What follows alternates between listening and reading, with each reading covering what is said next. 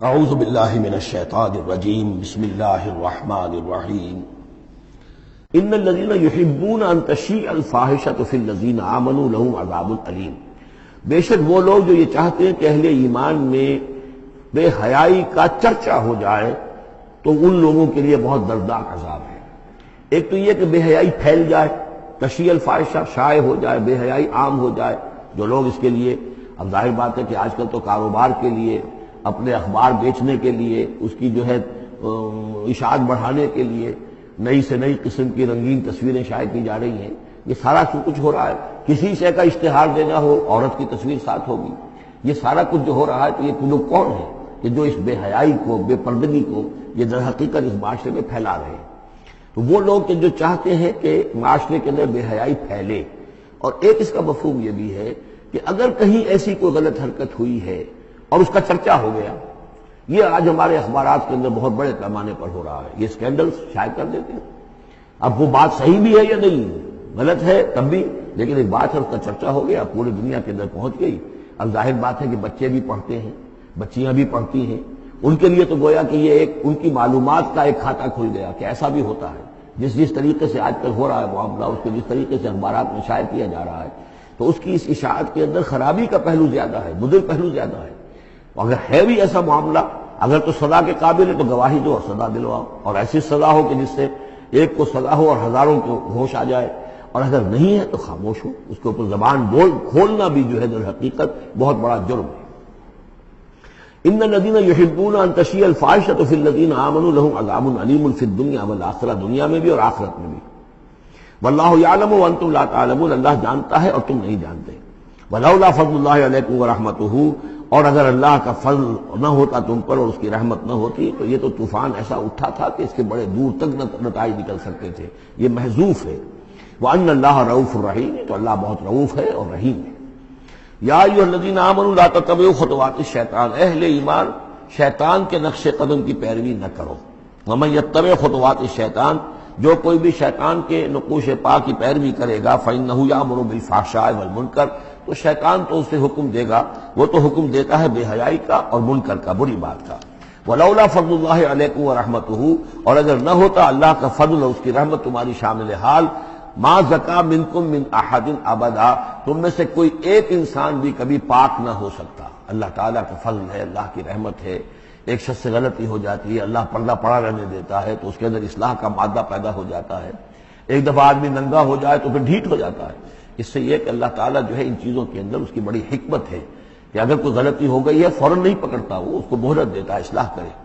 ولولا فضل اللہ علیکم ورحمتہ، اگر نہ ہوتا اللہ کا فضل تم پر اور اس کی رحمت،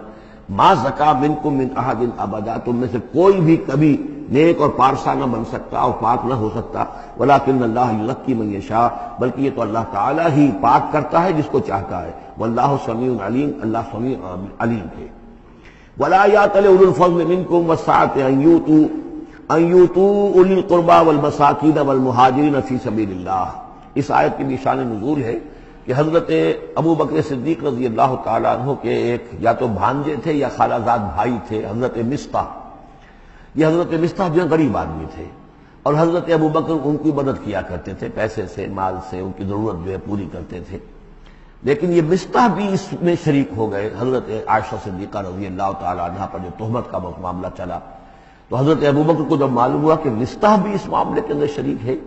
تو پھر غصے میں آ کے ان کا قسم کھا لی کہ میں اب اس کے ساتھ کبھی کوئی بھلائی نہیں کروں گا، اس نے اتنی بڑی غلطی کی ہے، اور اس معاملے کے اندر میری بیٹی کا معاملہ ہے، اور اس میں اس کو یہ خیال نہیں آیا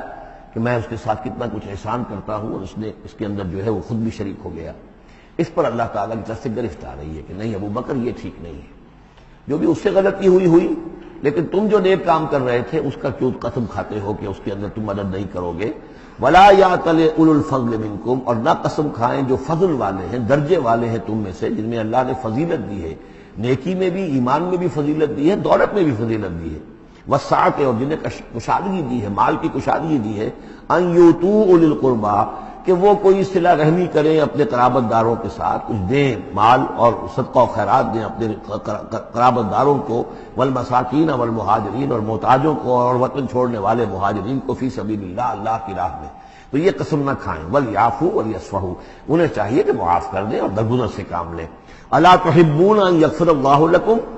کیا تم یہ نہیں چاہتے کہ اللہ تمہیں معاف کرے؟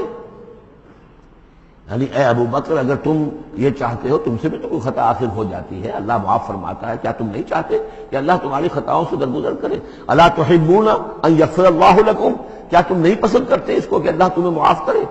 اس پر اس آیت کو سنتے ہی حضرت ابو بکر صدیق کے الفاظ یہ نقل کیے گئے، بلا یا ربنا انا نحب، کیوں نہیں پروردگار، ہم ضرور چاہتے ہیں کہ تو ہمیں معاف فرما دے۔ انہوں نے اپنی قسم کا کفارہ دیا اور اس کے بعد جو بھی وہ کرتے تھے ان کے ساتھ بھلائی اور نیکی، اس سلسلے کو جاری کر دیا۔ واللہ غفور رحیم، اور اللہ تعالی غفور ہے اور رحیم ہے۔ ان الذین یرمون المحصنات الغافلات المؤمنات، یقیناً وہ لوگ کہ جو تہمت لگاتے ہیں ان پاک دامن عورتوں پر کہ جو غافل ہیں، جن کو ان چیزوں کا ہوش بھی نہیں ہے، جن کا گمان بھی ادھر نہیں گیا، المومنات اہل ایمان میں سے، لعنوا فی الدنیا، ایسی معصوم اور پاک دامن عورتوں پر جو تہمت لگانے والے ہیں ان پر پھٹکار ہے دنیا میں بھی اور آخرت میں بھی، ولہم عذاب عظیم، اور ان کے لیے بہت بڑا عذاب ہے۔ یوم تشہد علیہم السنتہم وایدیہم، جس دن کے ان کے خلاف گواہی دیں گے، تشہد علیہم، علی کو نوٹ کر لیجئے، جس دن کے ان کے خلاف گواہی دیں گے، السنتہم ان کی اپنی زبانیں گواہی دیں گی، وایدیہم ان کے اپنے ہاتھ گواہی دیں گے، وارجلہم ان کے پاؤں گواہی دیں گے، بما کانوا یعملون، اب جو کچھ عمل وہ کر رہے تھے۔ یہ ہاتھ ہمارے پاس اللہ کی امانت ہے، میں اس سے غلط کام کر رہا ہوں تو یہ انڈر پروٹیسٹ میرا حکم تو مان رہا ہے، اس لیے کہ اللہ تعالیٰ نے مجھے میرے حوالے سے کیا ہوا ہے، لیکن اس کے اندر پروٹیسٹ ہے، قیامت کے دن یہی میرے خلاف مقدمہ کرے گا، پروردگار تو نے مجھے اس کے حوالے کیا تھا اور یہ مجھ سے میرے ذریعے سے غلط کام کرتا رہا۔ یہ پاؤں جو ہیں ہمارے خلاف گواہی دیں گے کہ پروردگار ہم اس کے تابع تھے، اس کے حکم کے مطابق چل رہے تھے، یہ بدبخت ہمیں چوری کرنے کے لیے جاتا تھا تو اس کے لیے استعمال کرتا تھا، یا کوئی اور برا کام کرنے کے لیے ہمارے پیروں ہمیں استعمال کرتا تھا۔ یومئذ یوفیہم اللہ دینہم الحق، اس دن اللہ تعالیٰ ان کا پورا بدلہ ان کو دے دے گا۔ یہ دین کے لفظ کو یہاں نوٹ کیجئے، دین بدلے کو کہتے ہیں، دین مالک یوم الدین، جزا و سزا کے دن کا مالک، بدلے کا دن۔ وَيَعْلَمُونَ أَنَّ اللَّهَ هُوَ الْحَقُّ الْمُبِينُ، اور وہ جان لیں گے کہ اللہ تعالیٰ ہی ہے الحق، سچا اور ہر بات کو کھول کر بیان کر دینے والا۔ الخبیثات للخبیثین والخبیثون للخبیثات، ناپاک عورتیں ناپاک مردوں کے لیے ہیں اور ناپاک مرد ناپاک عورتوں کے لیے ہیں، اور طیبات والطیبات للطیبین والطیبون للطیبات، اور ستھرے اور پاک باز جو خواتین ہیں وہ پاک باز مردوں کے لیے ہیں، اور پاک باز جو مرد ہیں وہ پاک دامن خواتین کے لیے ہیں۔ اولئک مبرؤون مما یقولون، یہ لوگ بری ہیں ان چیزوں سے کہ جو لوگ کہتے ہیں۔ لہم مغفرۃ ورزق کریم، ان کے لیے مغفرت ہے اور رزق کریم ہے۔ یہ دونوں آیات جو ہیں در حقیقت اخلاقی تعلیم کی نوعیت کی ہیں کہ اتنی اخلاقی حس معاشرے کے اندر رہے کہ جس کے ساتھ کوئی بدنامی کا معاملہ ہو جائے پھر وہ خود محسوس کرے کہ میں آئسولیٹ ہو کر رہ گیا ہوں یا رہ گئی ہوں اس معاشرے کے اندر، یہ معاشرے کے اندر یہ عام روش پیدا ہو جائے۔ جیسے کہ پہلے آیا تھا وہ اس کے اندر بھی یہی بات تھی کہ زانی نکاح نہ کرے مگر کسی زانیہ سے یا کسی مشرکہ سے، وہ اس لائق نہیں ہے کہ اس کے نکاح میں کوئی مسلمان خاتون آئے پاک دامن اور عفت والی۔ اس طرح زانیہ جو ہے اس سے کوئی نکاح نہ کرے سوائے مشرک کے، یہ قانونی چیزیں نہیں ہیں، جیسا کہ میں نے عرض کیا یہ اخلاقی، تاکہ ایک نفرت پیدا ہو زنا سے، بدکاری سے۔ اسی طریقے سے معاشرے کے اندر ایک عام فضا، ایک حس ایسی پیدا ہو جائے کہ جس میں جو لوگ بھی ایسی گراوٹوں میں مبتلا ہوں وہ خود اپنی آنکھوں میں ذلیل ہو کر رہ جائیں۔ صدق اللہ العظیم۔